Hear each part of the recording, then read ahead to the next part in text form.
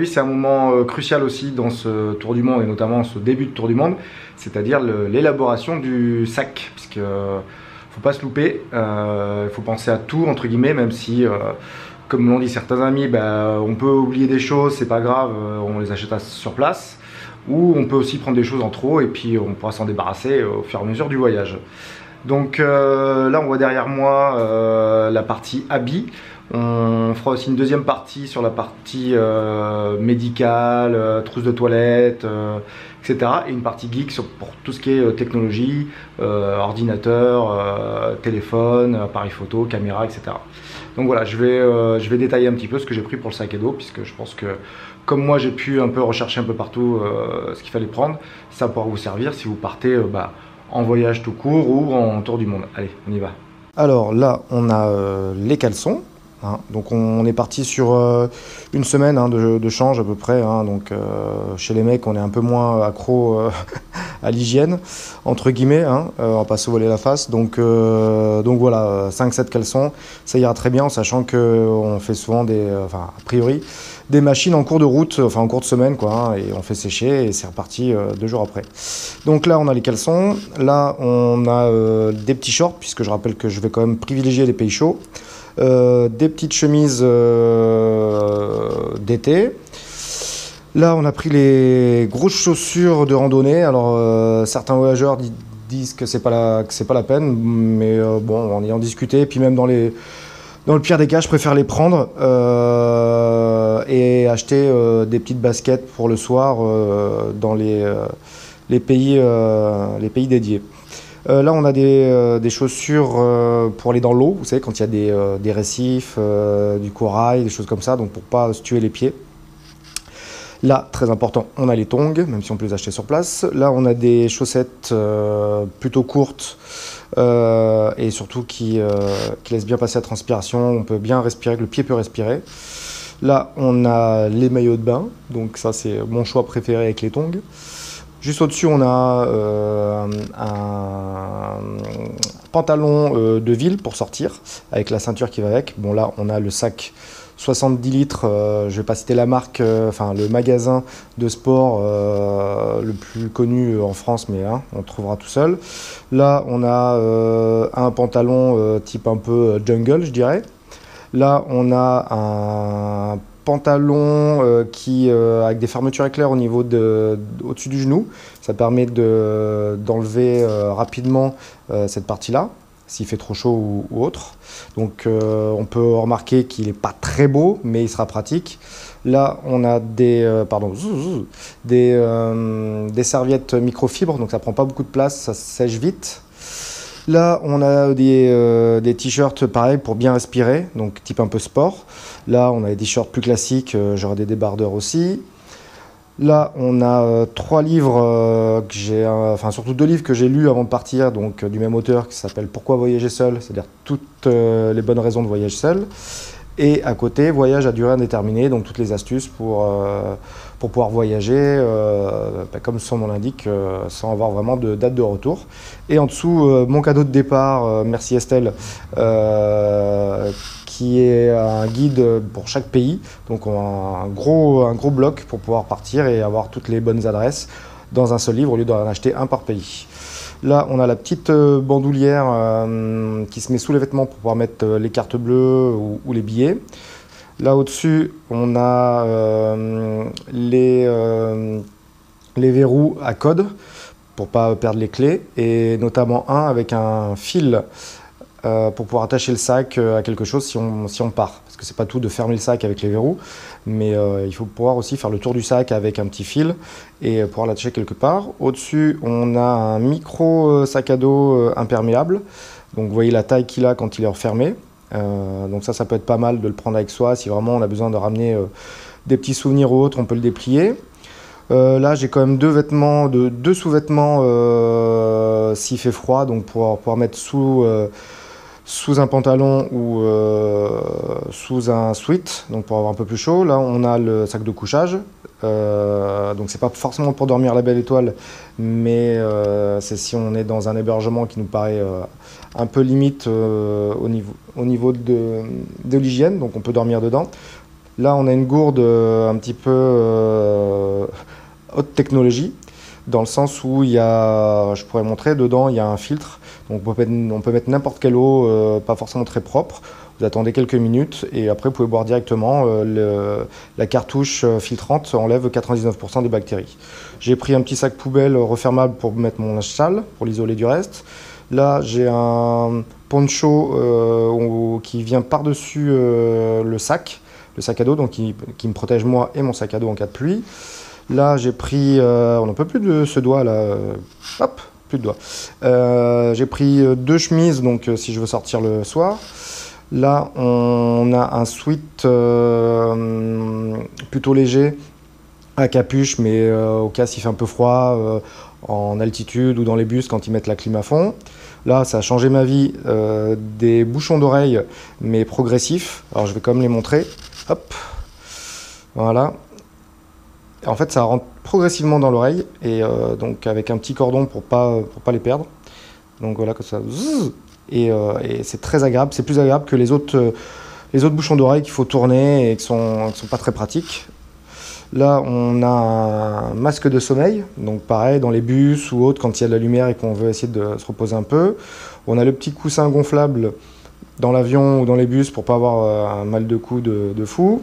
Là, j'ai pris une paire de lunettes pliables, en fait, enfin, disons, très résistantes. On voit que, je dirais pas incassables, mais bon.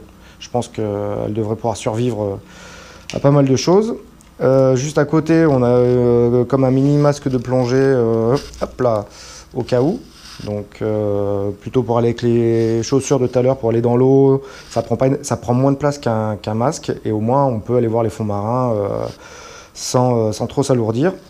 Ensuite, un petit sac à dos pour les sorties en ville, quand on laisse le gros sac.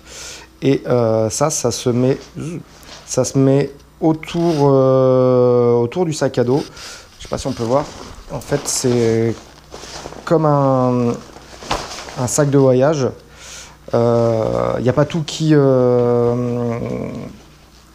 s'échappe. Il n'y a pas tout qui dépasse, voilà, du sac à dos, notamment à l'aéroport, sinon ça va se prendre dans les élévateurs ou autres. Donc on met son sac à dos dedans, on referme, et au moins il n'y a rien qui dépasse, c'est tout propre.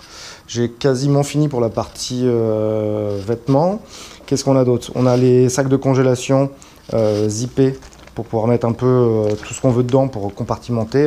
Je pense que je mettrai genre les caleçons et les chaussettes dans certains. Là-bas, on a le système sous vide quand on met ses affaires d'été à la cave ou d'hiver. On aspire avec l'aspirateur et ça permet de prendre moins de place. Et j'avais oublié là-haut, quand même, au cas où, la petite doudoune. Pareil, si on est en altitude ou s'il y a trop de clim ou autre, elle se referme dans un petit sac un peu entre ça et ça, on va dire. Donc ça prend pas énormément de place. Et je crois qu'avoir froid, c'est vraiment le truc horrible qui peut gâcher un parcours ou une visite. Donc ça, je le prends quand même au cas où. Voilà, donc je pense qu'on est pas mal. En tout cas, voilà pour la partie vêtements. Donc on va essayer de rentrer tout ça intelligemment dans le sac à dos. Bon, on se retrouve pour les deux autres parties, la partie pharmacie et la partie geek. Bon, là on passe à la partie un peu pharmacie. Donc déjà le conseil, c'est de mettre encore dans des sachets zip.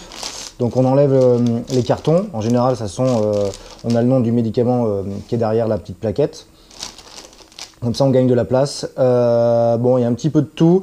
La seule chose qu'il faut vraiment penser, c'est un antibiotique à large spectre. Donc ça, il faut une ordonnance qu'il faut garder avec vous pour pas que les douaniers pensent que ça puisse être autre chose ou que vous fassiez de la contrebande ou je ne sais quoi. Donc ordonnance chez le médecin, antibiotique. Et après, bon, je vous passe les détails des choses qui sont pas trop rigolotes, mais voilà, tout ce qui est par rapport à la digestion ou autre, puisqu'on parle souvent de la tourista dans les pays où on n'a pas l'habitude de manger certaines choses.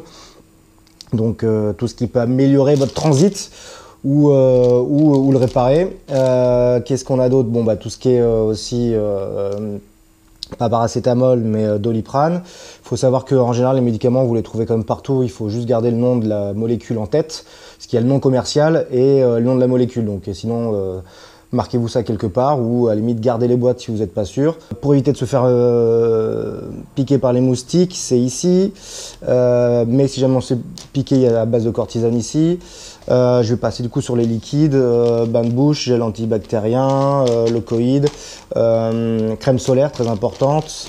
Qu'est-ce qu'on a d'autre? Biseptine, donc aussi de quoi se désinfecter s'il y a des petits bobos. Enfin voilà, après tout ça c'est du bon sens. Là c'est on va dire plus de l'esthétique, hein, déo, coton-tige, gel, qu'est-ce qu'on a d'autre?